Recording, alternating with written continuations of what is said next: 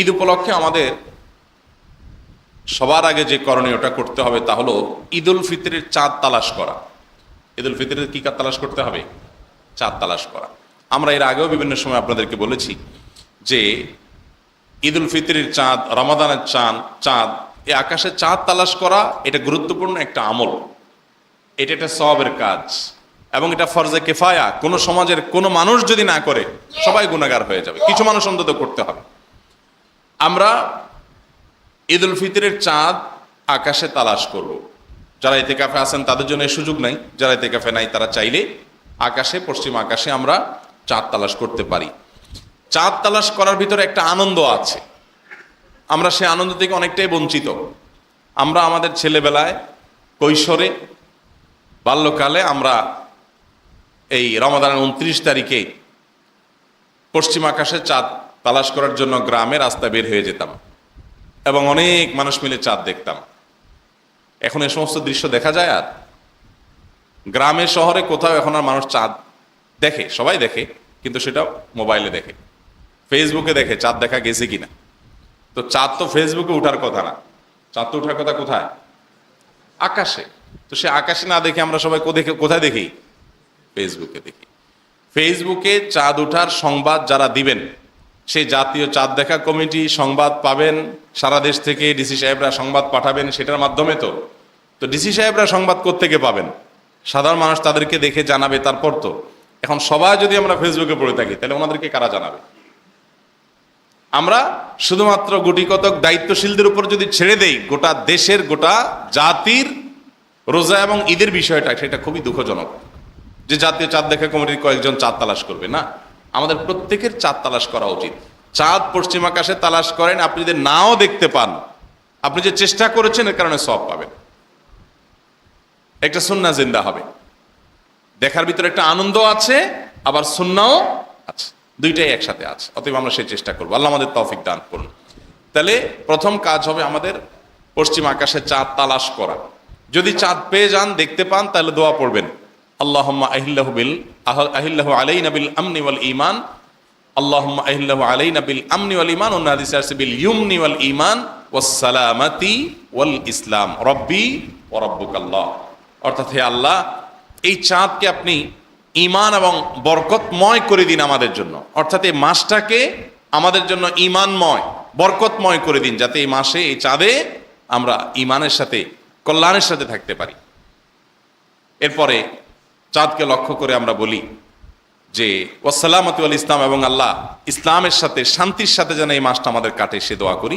সেই সাথে আমরা চাঁদকে লক্ষ্য করে বলি রব্বি ওয়া রাব্বুকাল্লাহ, হে চাঁদ, তোমার এবং আমার উভয়ের পালনকর্তা আল্লাহ রাব্বুল আলামিন। অতএব ভাইরা আমার, আমরা এই আমলটা, অর্থাৎ চাঁদ দেখা, যদি দেখার সুযোগ হয় তাহলে এই দোয়াটা পড়া, না দেখতে পারলেও আমি সওয়াব পেলাম, সে চেষ্টা করবো ইনশাআল্লাহ তাআলা। দ্বিতীয়ত যে আমলটা করতে হবে তা হলো চাঁদ দেখা যাওয়ার সংবাদ শুনলে আমাদেরকে ফিতরা আদায় করে দিতে হবে। ফিতরা আমরা ঈদগাহে যাওয়ার আগে আগে আদায় করে দিব। গরিবের বাসায় হাসি যেন পৌঁছে যায়, খুশি এবং আনন্দের বার্তা যেন আমরা দিয়ে দিতে পারি, সেই চেষ্টাটা করতে হবে। প্রত্যেক সদস্য, আপনার পরিবারের প্রত্যেক সদস্য, এমনকি ছোট বাচ্চা থাকলে তাদের তরফ থেকেও আপনি ফিতরা পৌঁছে দিবেন। তাহলে ফিতরা আদায় করা, এটা হলো ঈদের গুরুত্বপূর্ণ একটি আমল।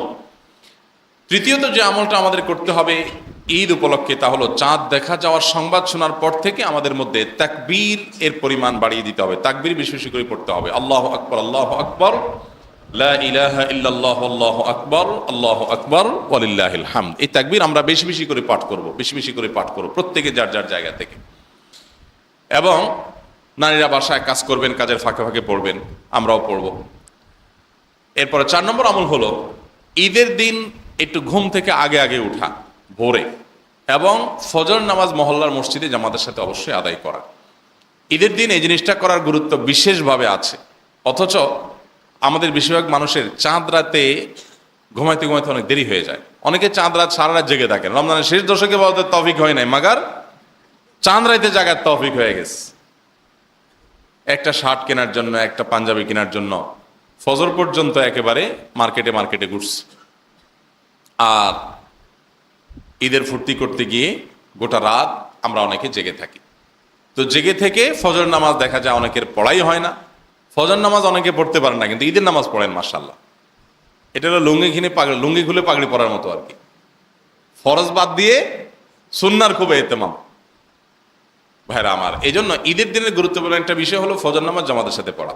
আমি তো ওই ভূমিপল্লীতে যতদিন ছিলাম অনেকগুলো ঈদ এখানে কাটিয়েছি আমি। আমার তো দৃশ্যগুলো মনে আছে। আপনারা যে যেখানে থাকেন না কেন আপনাদেরও ওই দৃশ্য মনে আসার কথা। আগামীকাল যদি ঈদ হয় তো একটু খেয়াল করে দেখেন ফজরের মুসল্লির সংখ্যা, গোটা 30 দিনে মুসল্লির সংখ্যা মসজিদে যা থাকে, ঈদের দিন ফজরে মুসল্লির সংখ্যা কি তা থাকে? ধারে কাছেও থাকে। যায় কই সব তোর গ্রামে যায় না।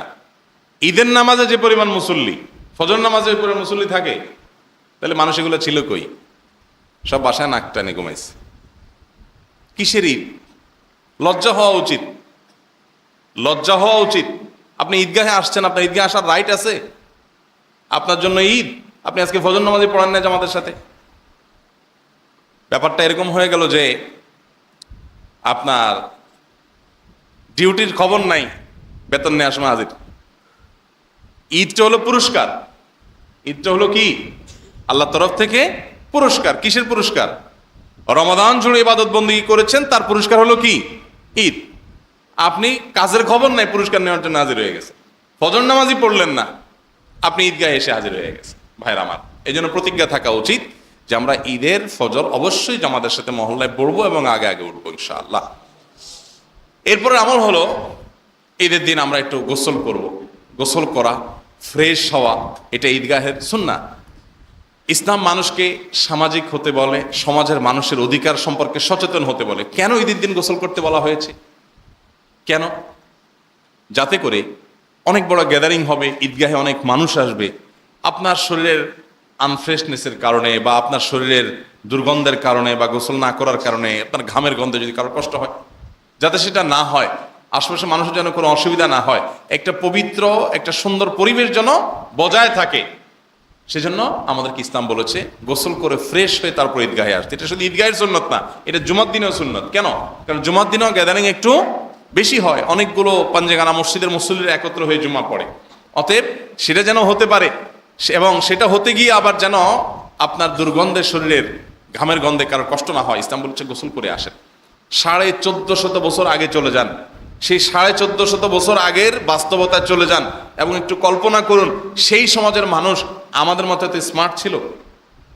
এত স্মার্ট ছিল না তো, এত শিক্ষিত ছিল না তো, এত সতর্ক ছিল না তো। আমরা তো এখন অনেক ম্যানার্স শিখছি, তাই না? ইসলাম তখন মানুষকে এভাবে শিক্ষা দিয়েছে, এই ম্যানার্স শিক্ষা দিয়েছে যে তুমি ভালো কোনো পরিবেশে যাচ্ছ, ফ্রেশ হয়ে যাও, যাতে কারো বিব্রত হওয়ার কারণ না হয়। তো এই জন্য ঈদের দিন গোসল করতে হবে। ঈদের আরেকটা গুরুত্বপূর্ণ সুন্নাহ হলো উত্তম পোশাক পরতে হবে। উত্তম পোশাক না নতুন পোশাক? উত্তম পোশাক। উত্তম পোশাক এক জিনিস, নতুন পোশাক। আমাদের সমাজে দেখবেন যে যুবকদের মধ্যে, কিশোরদের মধ্যে বেশি দেখা যায়। কোনো দোস্ত হয়তো একটা জামা পাঞ্জাবি পরে ঈদগাহে আসছে, এটা আগে একদিনও পড়ছে, তো আগে পড়লে মানুষ বলে আরে এটা আগে পড়ে ফেলছো, ঈদের দিন পড়া লাগবে না, মানে ঈদের দিন চমক দেখাবো না, এটা রেখে দিতে হবে। আর যদি কেউ পুরান জামা পরে বলবে ব্যাপার কি, তোমার ঈদের জামা কই? ঈদের আবার জামা আসে কোত্থেকে? যেটা ঈদের দিন পরবে ওইটাই তো ঈদের জামা। তো এই জন্য এই কালচারটাও আমাদের মধ্যে অনেক ক্ষেত্রে অনেক মন্দ দিককে উন্মোচন করে। যেমন আপনারা দেখেন প্রায় বছর আমরা শুনি পাখির ড্রেস বাইর হয়, অমুক ড্রেস বাইর হয়, তমুক ড্রেস বাইর হয়। এই ড্রেস বাপে কিনে দিতে পারে না, বাচ্চা আত্মহত্যা করছে, এরকম নিউজ হয় না প্রায় সময়? স্বামী কিনে দিতে পারছে না, তো তার স্বামীর সংসার শুয়ে বাপের বাড়িতে চলে যাচ্ছে। মানে আমরা ভোগবাদী হতে হতে কোথায় চলে গেছে। অথচ আমাদের যে উৎসব মুসলমানদের, সে উৎসব আমাদেরকে ত্যাগের শিক্ষা দেয়। আগে ত্যাগ, ভোগ পরে। আগে ফিতরা দাও গরিবের বাসায়, তারপর তুমি আনন্দ করো। এই জন্য ভাইরা আমার, ঈদের জন্য যা আছে পোশাক, এর মধ্যে উত্তমটা থাকবে, এর মধ্যে বেস্ট আপনি পরবেন, ভালোটা আপনি পরবেন, নতুন হওয়া জরুরি না। আমরা আমাদের পরিবারে, আমি আমার কথা বলতে পারি, আমার পরিবারে, আমার ফ্যামিলিতে, আমার বাচ্চা কাচ্চা, আমার ওয়াইফ সহ আমরা ঈদ উপলক্ষে জামা কাপড় কেনা, এই কালচারের সাথে আমাদের পরিবার আমরা পরিচিত না। এবারের ঈদেও আমার মনে হয় না আমি তো কিছুই নাই, আর বাচ্চাদের জন্যও না, বাচ্চারাও এটার জন্য তৈয়ার না যে ঈদে যা আছে এর মধ্যে ভালোটা পরবো, কিনতেই হবে এমনটা কেন জরুরি? যদি জরুরি হয় তো ঈদের আগেও হতে পারে, পরেও হতে পারে, কিন্তু ঈদ উপলক্ষেই কিনতে হবে। এবং এই কিনতে গিয়ে রমজানের শেষ দশকের ইবাদত বরবাদ, ঈদের আগের রাত, চাঁদ রাত, সারা রাত ধরে কেনাকাটা করে ফজর নামাজ বরবাদ, তাহলে কেনাকাটা মানে হলো কি? এই জন্য এগুলো পেছনে খুব বেশি না পড়া। বিশেষ করে তরুণদের মধ্যে আজকাল একটা প্রবণতা তৈরি হয়েছে, তা হলো এমন একটা ড্রেস কেনা, এমন একটা ড্রেস পরা যেটা দিয়ে সে অন্য সবার থেকে নিজেকে পরখ করে ফেলে, আলাদা করে ফেলে, পার্থক্য করে ফেলে যে আমি বিশেষ কিছু। একেবারে লেটেস্ট মোবাইল সেটটা আমার হাতে থাকবে, সবাই দেখে বলবে আরে এটা কত, আইফোন 15 নাকি বাইর হয়েছে আপনার হাতে, মাশাআল্লাহ। একটা ভাব আসবে শরীরে যে কারোর কাছে নেই, আমার কাছে আছে। দেখেন নবী করিম সাল্লাল্লাহু আলাইহি সাল্লাম এটা নিষেধ করেছেন। লেবাসুস শোহরা বলা হয়েছে এটাকে, যে পোশাক পরে অন্যদের থেকে আপনি নিজেকে আলাদা করে ফেলবেন, এটা পড়তে নবী সাল্লাল্লাহু আলাইহি সাল্লাম নিষেধ করেছেন। এটাতে অহংকার হয় যে কারোর গায়ে এটা নাই, আমার গায়ে আছে, সবচেয়ে দামিটা পরে আসছি। তো বিশেষ করে অহংকার বশত এই কাজগুলো ইসলামে কঠোরভাবে নিষিদ্ধ। ঈদ উপলক্ষে আমাদের অনেক তরুণ বন্ধুরা সেই কাজটা করেন। আমরা মুসলমানের সন্তান, ঈদ উদযাপন করি। ঈদ যে আল্লাহ তাআলা দিয়েছেন, কেন দিয়েছেন, ঈদের মহিমা কি, ঈদের শিক্ষা কি, সেটা আমরা বিষয়ক মানুষ জানি না। অতএব এই বিষয়গুলো আমাদেরকে জানতে হবে। ঈদের জন্য একটা ভালো পোশাক থাকা যথেষ্ট, যা আছে এর মধ্যে ভালো পোশাক যেটা হয় সেটা যথেষ্ট, নতুন হওয়া জরুরি নয়। আমাদের বাচ্চারা বায়না ধরে, তারপরে অনেক কিছু নেয়, আমাদের বাচ্চাদেরকে শেখানো উচিত এবং উদ্বুদ্ধ করা উচিত। আমার বাসায় আমার বাচ্চারাও ঈদের আগেই আত্মীয় স্বজন অনেকের কাছ থেকে অনেক হাদিয়া উপহার পেয়েছে। তো আমি আপনাদেরও সবসময় বলার চেষ্টা করি, বাচ্চাদেরকে বলছি যে দেখো, তোমার এই বাজেট দিয়ে চাইলে তোমার জন্য একটা জামা আমি কিনে দিতে পারি, আর তুমি চাইলে এখান থেকে হাফ দিয়ে একটা জামা কিনতে পারো, আর হাফ তুমি তোমার কোনো ক্লাসমেট, তোমার কোনো বন্ধু বান্ধব যে একটু গরিব আছে, তুমি নির্বাচন করো, তার জন্য একটা জামা কিনে দিই, তুমি দিয়ে আসো, তোমার কাছে অনেক ভালো লাগবে। তুমি নিজের জন্য জামা কিনে যতটা আনন্দ পাবে, তার চেয়ে বেশি আনন্দ পাবে ওই জামাটা যখন বন্ধুকে দিয়ে আসবে, তার গায়ে দেখবে, অনেক ভালো লাগবে তোমার কাছে। বাচ্চাদেরকে সেগুলো শেখানো উচিত। এমন ভোগবাদী করে গড়ে তুলছি আমরা, শুধু খাও, ফুর্তি করো, ভোগ করো, পশুর মতো হয়ে যাচ্ছি। মনুষ্যত্ব ভোগের মধ্যে না, মনুষ্যত্ব ত্যাগের মধ্যে। পশুরা ত্যাগ জানে না, ভোগ জানে। আমাদেরকে ত্যাগ জানতে হবে। বিশেষ করে ঈদের মৌসুম যখন আসে, আমাদের দেখা যায় যে বাসা বাড়িতে তরুণরা মুখ গোমরা করে পড়ে আছে, সেমাই খাইতে উঠছে না, মা ডাকছে, কেন? পছন্দের ড্রেসটা বাপে কিনে দেয় নাই। মেয়ে মন খারাপ করে আরেক রুমে দরজা আটকে বসে আছে, না আমার কোনো ঈদ চাঁদ নাই, কোনো কথাবার্তা নাই, গোসল করবো না, ভালো জামা পরবো না। প্রায় পরিবার এরকম হয় কি হয় না? মা বাপ গিয়ে তেল মাখতে মাখতে মাখতে ফুসলেতে উঠানো যায় না। এর একটা অন্যতম কারণ হলো আমাদের বাচ্চাদেরকে আমরা ঈদ কি এটা বোঝাতেই পারি নাই, ঈদ কি এটা শেখাতেই পারি নাই। ঈদ তো হলো সেটা যেটা গরিবের মুখে আনন্দ ফুটানোর মাধ্যমে আমরা আনন্দ করব, এর পাশাপাশি নিজেও একটু ভোগ করব, এর হলো ঈদ। আপনি ঈদ উল ফিতরের ফিতরা ঈদের নামাজের পরে দিলে কেন আদায় হবে না বলুন? ঈদের পরের দিন দিলে কেন আদায় হবে না? সেটাও তো দেওয়াই হলো। নবী সাল্লাল্লাহু আলাইহি ওয়াসাল্লাম বলেছেন, মান আদ্দাহা ক্বাবলা সালাতি ফাহিয়া সাদাকাতুন মাকবুলা ওয়া মান আদ্দাহা বা'দা সালাহ ফাহিয়া সাদাকাতুম মিনাস সাদাকাত। ফিতরা যদি কেউ ঈদের নামাজের আগে দেয়, আল্লাহর কাছে অ্যাকসেপ্টেবল হবে। আর যদি ঈদের নামাজের পরে দেয়, জেনারেল দান হবে, ফিতরা আর হবে না, ফিতরা আদায় হবে না। কেন? কারণ আল্লাহ চান যে আপনি গরিবের মুখে হাসি ফুটান, আগে আগে দিয়ে দেন। তা আমাদের বাচ্চাদেরকে ইসলামের সেই শিক্ষাটা শেখাতে হবে, দিতে হবে, যে তোমরা ত্যাগ করে আনন্দ করার চেষ্টা করো। সবাইকে দিয়ে দিবে, তোমার থাকবে না। এর ভিতরে যে কি আনন্দ, তুমি ভোগ করে তো বহু আনন্দ করেছো, একটু ত্যাগ করে আনন্দ করো, যে তোমার যা বাজেট ছিল সবাইকে দিয়ে দিয়েছে, তোমার জন্য কেনার সুযোগ ছিল না, আলহামদুলিল্লাহ। এখানে মনে হবে বাহ্যিকভাবে তোমার কষ্ট হচ্ছে, কষ্ট হবে না, অসম্ভব ভালো লাগা কাজ করবে যে আমি সবার জন্য স্যাক্রিফাইস করতে পেরেছি। আল্লাহ আমাদের যুবকদেরকে, আমাদের সন্তানদেরকে মানুষের মতো মানুষ হওয়ার তৌফিক দান করুন। বেশিরভাগ বাপ মা দেখবেন বাচ্চা ইশারা করতে দেরি, কিনতে দেরি না, দেরি নেই, মুখ দিয়ে শুধু বল বাবা, কি বলবি, তোর জন্য শহীদ হয়ে যাব। আপনি মনে করতেছেন বাচ্চার অনেক সুখ দিয়ে ফেলতেছেন, আপনি বাচ্চাকে ধ্বংসের দ্বার প্রান্তে নিয়ে যাচ্ছেন। বাচ্চাকে শেখান, যা মনে চায় তার সব নিতে হয় না বাবা। তোমার জীবন পুরোটা সামনে পড়ে আছে, যখন বড় হবে, কর্মজীবনে যাবে, যা চাইবে সব পাবে না বাবা, তখন অনেক কষ্ট হবে, অনেক ডিপ্রেসড হয়ে যাবে। তুমি আগে থেকে এগুলো শিখো যে সব চাওয়া পূরণ হয় না, আর সব চাওয়া পূরণ না হলে এর জন্য এত অরিড হওয়ার কিচ্ছু নাই, সবকিছুকে ইজিলি নিতে হয়। এগুলো বাচ্চাদেরকে শেখাতে হয়, তাহলে বড় হওয়ার পরে তারা সেগুলো অ্যাপ্লাই করতে পারবে। এখন যে প্রজন্ম আমরা দেখতে পাচ্ছি, দেখবেন ডিপ্রেশনে, ইউনিভার্সিটির ছাত্রদের মধ্যে আত্মহত্যার যে প্রবণতা বিভিন্ন সময় আমরা পত্রপত্রিকা দেখি, কেন? এর অন্যতম কারণ যে ওই যে পরিবার থেকে ত্যাগের কোনো শিক্ষা দেওয়া হয় না। ঈদ উল ফিতর, ঈদ উল আজহা, এই ত্যাগের শিক্ষা দেওয়ার সময় আমাদের পরিবারকে, আল্লাহ আমাদেরকে তৌফিক দান করুন। তাহলে আমাদের বাচ্চাদেরকে এগুলো শেখাতে হবে। বলছিলাম ঈদের সুন্নাহ নিয়ে, উত্তম পোশাক পরিধান করে ঈদগাহে আসা, উত্তম পোশাক পরিধান করার পাশাপাশি সুগন্ধি ব্যবহার করা। কেন সুগন্ধি ব্যবহার করবেন? ওই যে আপনি ঈদগাহে আসবেন, আপনার আশেপাশে একটা সুন্দর আবহ তৈরি হবে আপনার সুগন্ধি থেকে, মানুষের নাকে একটা সুন্দর গ্রাণ যাবে।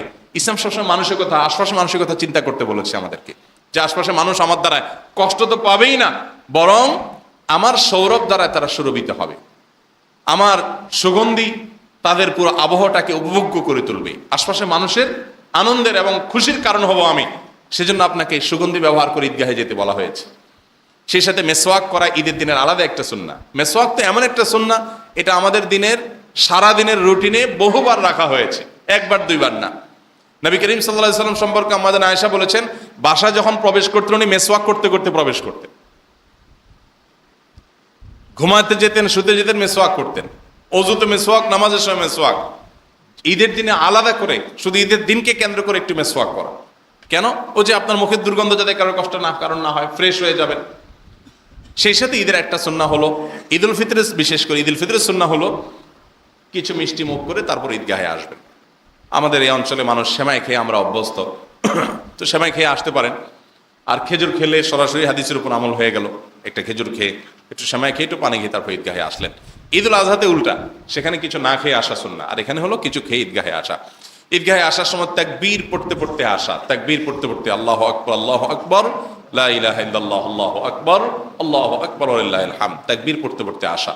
আবার ঈদগাহে পায়ে হেঁটে আসা, এটা আলাদা একটা সুন্নাহ যদি সম্ভব হয়। আর যদি ঈদগাহ এত দূর হয় যে পায়ে হাঁটার সুযোগ নেই, তাহলে যতদূর সম্ভব গাড়িতে গিয়ে বাকিটুকু পায়ে হেঁটে গেলেন। আর সেই সাথে ঈদের আরেকটা গুরুত্বপূর্ণ সুন্নাহ হলো যে এক রাস্তায় আসা, আরেক রাস্তায় যাওয়া। এক রাস্তায় আসা, আরেক রাস্তায়, কেন? এটা আবার কেন? প্রত্যেকটা সুন্নাহর কিন্তু বিশেষ কারণ আছে, এমনি এমনি করতে বলা হয়নি। আপনি বাসা থেকে আসলেন, ধরুন আপনি ভূমিপল্লের বাসিন্দা, আপনার বাসা থেকে আপনি এদিক থেকে আসলেন এক রোড দিয়ে, আরেক রোড দিয়ে যাওয়া যায়, তাহলে আপনি একদিক দিয়ে আসবেন, আরেক দিক দিয়ে যাবেন। আর যদি যাওয়ার একটাই রোড থাকে, তাহলে এক পাশ দিয়ে আসলেন, আরেক পাশ দিয়ে গেলেন। এটা করবেন কেন? যাতে করে বেশি মানুষের সাথে আপনার সাক্ষাৎ হয়ে যায়। আসার সময় কিছু মানুষের সাথে সাক্ষাৎ হবে, যাওয়ার সময় আবার নতুন কিছু বাসাওয়ালা প্রতিবেশীর সাথে সাক্ষাৎ হবে। তার মানে বোঝা গেল যে ঈদের দিন মানুষের সাথে সাক্ষাৎ করা, সালাম করা, কুশল বিনিময় করা, শুভেচ্ছা বিনিময় করা, এগুলো সুন্নাহ, আমরা অনেকে যাই। ঈদের আরেকটা বড় সুন্নাহ হলো, ঈদের চাঁদ ওঠার পর থেকেই এটা করতে পারেন, ঈদের দিন, ঈদের পরেও করতে পারেন দুই একদিন। তবে ঈদের চাঁদ ওঠা থেকে নিয়ে সাহাবা একরাম ওদের ঈদের শুভেচ্ছা বিনিময় করতেন। আমরা ঈদের শুভেচ্ছা বিনিময় করব, কি বলে ঈদের শুভেচ্ছা বিনিময় করব? তাকাব্বালাল্লাহু মিন্না ওয়া মিনকুম, অর্থাৎ আল্লাহ আমার আপনার ইবাদত বন্দেগী যেগুলো আমরা করেছি রমজান জুড়ে, আল্লাহ সেগুলো কবুল করে নেই। এ হলো ঈদের শুভেচ্ছা। সাহাবা ইকরাম এভাবে একে অন্যকে অভিবাদন জানাতেন, শুভেচ্ছা জানাতেন। অতএব আমরা ঈদের শুভেচ্ছা সেভাবে জানাবো, তাকাব্বালাল্লাহু মিন্না ওয়া মিনকুম। এর পাশাপাশি ঈদ মুবারক আমরা এই অঞ্চলে বলি। ঈদ মুবারক মানে আপনার ঈদ বরকতময় হোক, বলতে পারি, দোষের কিছু নেই, এটা আমাদের আঞ্চলিক সংস্কৃতি ঈদ মুবারক বলা। কিন্তু সুন্নাহ হলো কোনটা? তাকাব্বালাল্লাহু মিন্না ওয়া মিনকুম। অতএব আপনি ঈদ মুবারক বলেন, কিন্তু পাশাপাশি সাহাবীদের ওই দোয়াটা, এটা কিন্তু দোয়া। তাকাব্বালাল্লাহু মিন্না ওয়া মিনকুম, এটা কিন্তু শুধু শুভেচ্ছা না, এটা কি? দোয়া। অর্থাৎ অবশ্য শুভেচ্ছা জিনিসটাও একটা দোয়া, শুভ ইচ্ছা, এটাই তো শুভেচ্ছা, মানে ভালো কামনা করা।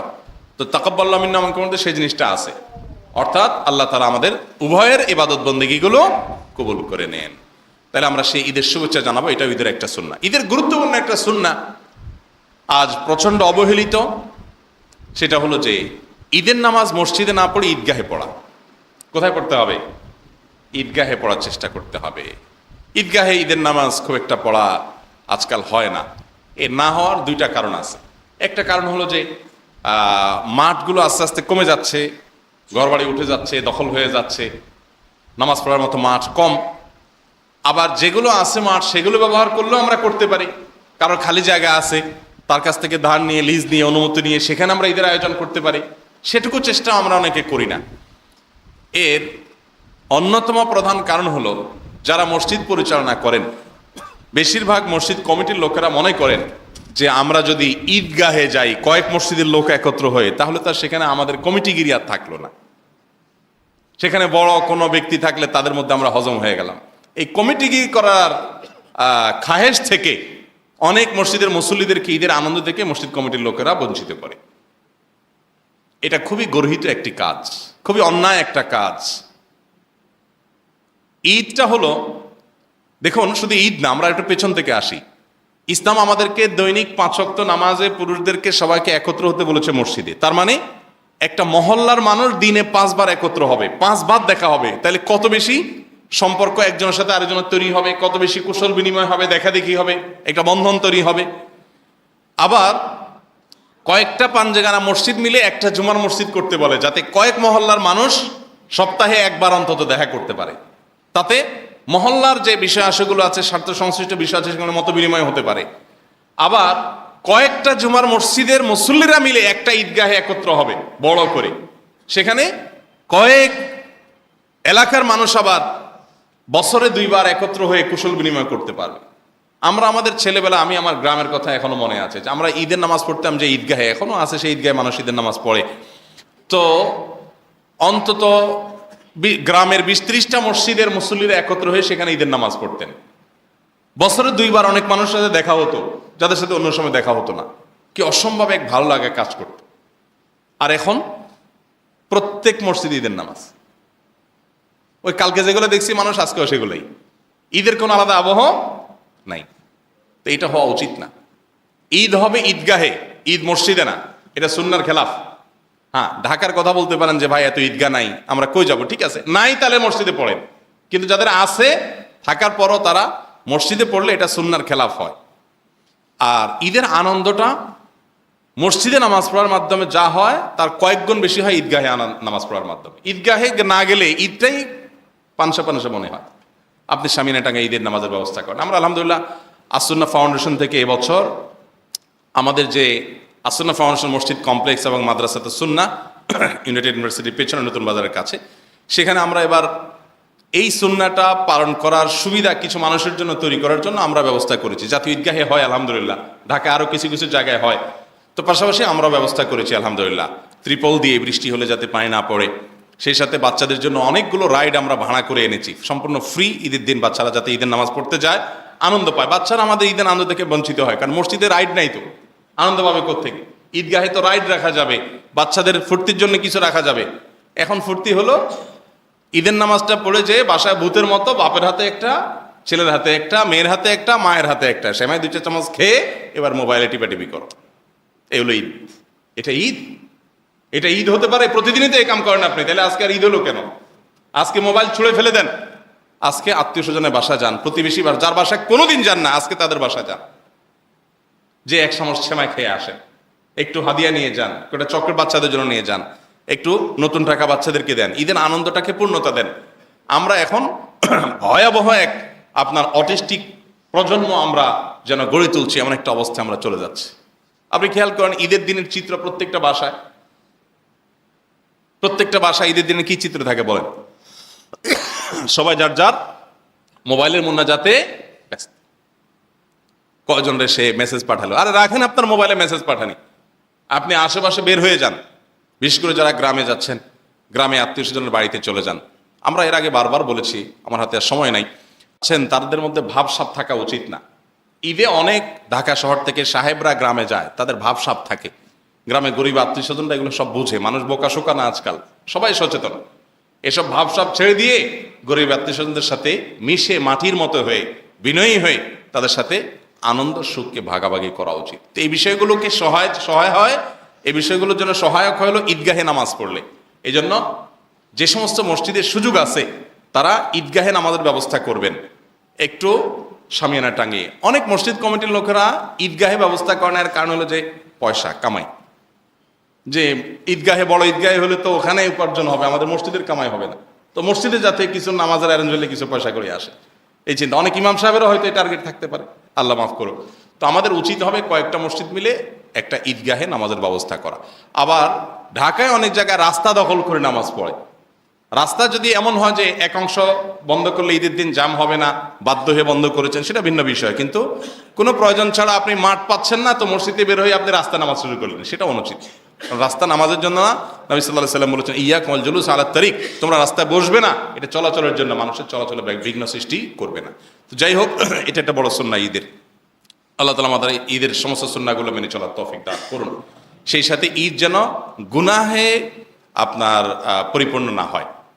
ঈদ আসলে আমরা দেখি অনেক পর্দানুশীল মেয়েরাও ঈদের দিন অন্যদিন একটু খোলামেলা আপনার পর্দার সাথে না হলে অন্তত শালীন পোশাকে থাকার চেষ্টা করে। ঈদের দিন উপলক্ষে, ঈদ উপলক্ষে দেখবেন যে অনেকে এত খোলামেলা হয়ে বের হয়। তরুণরা দুমদাড়াক্কা গান না বাজালে তো ঈদ কল্পনাও করে না। আজকাল তো নতুন ফেতনা বাইর হয়েছে, যে কি ভাড়া করে একটা আপনার পিক আপ ভাড়া করে সেখানে বড় বড় বক্স রেখে ধুমধাড়াক্কা গান বাজাতে বাজাতে রাস্তা রাস্তায় ঘুরে বো বো বো বো করে। তোমার যদি গান শুনতে মনে চায়, ফুল ভলিউম দিয়ে তোমার কানে হেডফোন দিয়ে গান শুনতে শুনতে তুমি মরে যাও, কেউ তো তোমার নিষেধ করে নাই। আল্লাহর সাথে এরপরে বোঝাপড়া করিও হারাম কাজ করে। কিন্তু তুমি গান শুনবা আর গায়ে নিয়ে পুরো এলাকা মানুষকে বলবা যে সবগুলো আমার গান শুনো। এটা কোন বর্বরতা, এটা কোন অসভ্যতা? যে আমি একটু তেলাওয়াত করব, আমি একটু ঘুমাবো, আমি একটু মোবাইলে কথা বলবো, না তা হবে না। আজকে ঈদের দিন তোমরা আমাদের গান শুনতে হবে, পুরো এলাকার মানুষকে তুমি জোর করে গান শোনায়। কি ধরনের বর্বরতা! আমাদের কিশোররা আজকে কোথায় চলে যাচ্ছে? অতএব ঈদ উপলক্ষে এই সমস্ত অনাচার যেন না হয় সেদিকটা আমরা খেয়াল রাখবো। আল্লাহ আমাদের সবাইকে তৌফিক দান করুন। মোহতারাম হাজরিন, আল্লাহ সুবহানাহু ওয়া তাআলা কোরআনে হাকিম আমাদেরকে বলেছেন, রমাদানের শুরুতে আমরা বারবার শুনেছি, কুতিবা আলাইকুমুস সিয়ামু কামা কুতিবা আলাল লাযীনা মিন ক্বাবলিকুম লাআল্লাকুম তাত্তাকুন। তোমাদের উপরে সিয়াম ফরজ করা হয়েছে, তোমাদের পূর্ববর্তীদের উপরে ফরজ করা হয়েছিল যেভাবে সেভাবেই। আর এই সিয়াম ফরজ করার উদ্দেশ্য হলো তোমরা যেন মুত্তাকি হতে পারো। রমাদান শেষে এসে আমরা যদি কেউ মুত্তাকি হতে পারি তাহলে আমাদের সিয়াম সাধনা সার্থক। আর যদি আমরা মুত্তাকি হতে না পারি তাহলে সেক্ষেত্রে আমাদের সিয়াম সাধনা কতটা সার্থক সেটা প্রশ্ন সাপেক্ষ বিষয়। মুত্তাকি হওয়া মানে হলো আল্লাহ তাআলার ভয় অন্তরে জাগ্রত হওয়ার মাধ্যমে আল্লাহর আদেশ নিষেধগুলোকে মেনে চলা, আল্লাহর কাছে জবাবদিহি করতে হবে, আল্লাহর সামনে দাঁড়াতে হবে। সেই চেতনা থেকে, সেই চিন্তা থেকে, সেই উপলব্ধি থেকে আল্লাহর আদেশ এবং নিষেধগুলো মেনে চলার যে একটা চেতনা, এটা ভেতরে জাগ্রত হওয়ার নাম হলো তাকওয়া। আর এটা যার মধ্যে থাকে সেই ব্যক্তিকে বলা হয় মুত্তাকি। যে প্রতিটি কাজ করার সময় চিন্তা করে এখানে আল্লাহর আদেশ নিষেধের বিষয় নিশ্চয়ই আছে। আল্লাহর যদি আদিষ্ট বিষয় হয় তাহলে সেটা আমি অবশ্যই করব, আর আল্লাহর আদেশ নাই বরং নিষেধাজ্ঞা আছে তাহলে আমি এর ধারে কাছেও যাব না। আল্লাহর ভয়ে প্রতিটা বিষয়কে এভাবে পরখ করে করে যে চলে ওই লোকটাকে বলা হয় মুত্তাকি। আর রমাদানে আল্লাহ তাআলা সিয়াম ফরজ করেছেন এই উদ্দেশ্যে যেন আমরা মুত্তাকি হতে পারি। প্রিয় দর্শক শ্রোতা ভাই বোন, ঈদের দিনের একটা চিরচেনা রূপ, একটা চিত্র হলো আমাদের সমাজে ছোট্ট বন্ধুরা, ছোট ছেলে মেয়েরা তারা বড়দের, গুরুজনদেরকে পা ছুঁয়ে সালাম করে থাকেন, কিছু হাদিয়া, কিছু উপঢৌকন, কিছু সালামি পাওয়ার উদ্দেশ্যে। তো এই পা ছুঁয়ে সালাম করে সালামি কালেকশন করা এটা জায়েজ আছে কিনা, অথবা অনেক মুরব্বীকে দেখা যায়, অনেক বড়দেরকে দেখা যায় তারা ছোটদেরকে সালাম, পা ছুঁয়ে সালাম দিতে বাধ্য করেন, তারপরে তাদেরকে সালামি দেন, তা না হলে সালামি দেন না। তো এই কাজটা কতটা সঠিক আমরা সেই বিষয়ে কথা বলবো। প্রিয় দর্শক, ইসলামে সালাম বলতে যে পরিভাষার কথা বলা হয়েছে, কোরআনে কারিমে রয়েছে পরিভাষার কথা এবং হাদিসেও রয়েছে। আল্লাহ সুবহানাহু ওয়া তাআলা কোরআনে বলেছেন, ইযা হুয়িতুম বিতাহিয়াতিন ফাহাইয়ু বিআহসানা মিনহা আও রুদ্দুহা। তোমাদেরকে কেউ যদি কোনো অভিবাদন জানায়, সালাম পেশ করে, তাহলে সে যে ভাষায় সালাম পেশ করেছে তুমি সেই ভাষায় তাকে সালাম ফিরিয়ে দাও, জবাব দাও, ফিরতি সালাম দাও, অথবা তার চাইতে বেটার বা তার চাইতে আরো উত্তম শব্দ ব্যবহার করে তাকে সালামের জবাব দাও। রাসূল করিম সাল্লাল্লাহু আলাইহি ওয়াসাল্লাম সালাম দিতে আমাদেরকে নির্দেশ করেছেন। চিনি না, যে কোনো মানুষকে, চেনা অচেনা সব মানুষকে সালাম দেওয়ার নির্দেশ তিনি করেছেন। সালাম মুখ দিয়ে উচ্চারণ করে একজন আরেকজনের শান্তি কামনা করে দোয়া করা হয়, সেটাই হলো সালাম। পা ছুঁয়ে সালাম করার মতো কোনো ধারণা ইসলাম আমাদেরকে দেয়নি, যার কারণে পা ছুঁয়ে যে কাজটা করি এটাকে আসলে সালাম বলাটাই সঠিক নয়, এটা কোনো সালামই নয়। এটা আমাদের দেশের প্রচলিত একটি কালচার, যে কালচারটা খুব ভালো কোনো কালচার নয়, কারণ এর মাধ্যমে একজন মানুষ আরেকজন মানুষকে সালাম দিতে গিয়ে তথাকথিত শ্রদ্ধা প্রদর্শনের নামে তার দিকে মাথা নুয়ে ফেলা, এবং এটা কিছুটা আল্লাহর সামনে আমরা যে রুকু করি, যে সেজদা করি তার সাথে সাদৃশ্য হয়ে যায়। তো কোনো মানুষকে সম্মান দেখাতে গিয়ে আল্লাহর জন্য আমরা যেভাবে সম্মান নিবেদন করি সেইভাবে সম্মান নিবেদন করা এটা আমাদের তাওহীদের সঙ্গে যায় না। সেই জায়গা থেকে পা ছুঁয়ে সালাম দেওয়া এটা সুন্নাহ বিরোধী কাজ, এটা অনুত্তম কাজ, এটা ভুল কাজ, এটা শিরকের সাথে সাদৃশ্যপূর্ণ কাজ। আমি শিরক সরাসরি বলছি না, শিরকের সাথে সাদৃশ্যপূর্ণ কাজ, বিধায় এটা আমাদের পরিহার করা উচিত। ঈদের সালামি পাওয়ার জন্য, ঈদের জন্য কিছু হাদিয়া উপঢৌকন কালেকশন করার জন্য বাচ্চারা বড়দেরকে সালাম পেশ করলে তারা সালামের জবাব দিবেন, জবাব দিয়ে তাদেরকে কিছু উপঢৌকন দিবেন, এটা আমাদের দেশের একটা কালচার, একটা সংস্কৃতি, কোনাদের সাথে কোনো সংঘর্ষের নাই। এটা হতে পারে, কিন্তু পা ছুঁয়ে সালাম করতে হবে, তারপরে দিতে হবে, এই জায়গাটা থেকে আমাদের বেরিয়ে আসা উচিত। বরং মুখে আসসালামু আলাইকুম রহমতুল্লাহ বললো, আমি ওয়ালাইকুম আসসালাম রহমতুল্লাহ বললাম, হাসি মুখে তাকে কিছু উপহার দিলাম, কিছু হাদিয়া পেশ করলাম, এটা হওয়া উচিত। আর বাচ্চাদেরকেও সালাম, পা ছুঁয়ে সালাম দিতে বাধ্য করা উচিত না, বরং তাদের শেখানো উচিত যে না, পা ছুঁয়ে সালাম নয়, পা ছুঁয়ে সালাম করতে গেলে তুমি মাথা নত হতে হয়, এ মাথা শুধুমাত্র আল্লাহর জন্য নত করা, এটাই একজন মুসলিমের জন্য ইসলাম কর্তৃক নির্দেশিত। বিধায় আমরা পা ছুঁয়ে সালাম দিয়ে সম্মানী নেওয়া অথবা পা ছুঁয়ে সালাম করার পর সম্মানী দেওয়া, এই কালচার থেকে আমরা বের হয়ে আসার চেষ্টা করব। আল্লাহ সুবহানাহু ওয়া তাআলা আমাদের সবাইকে সেই তৌফিক দান করুন।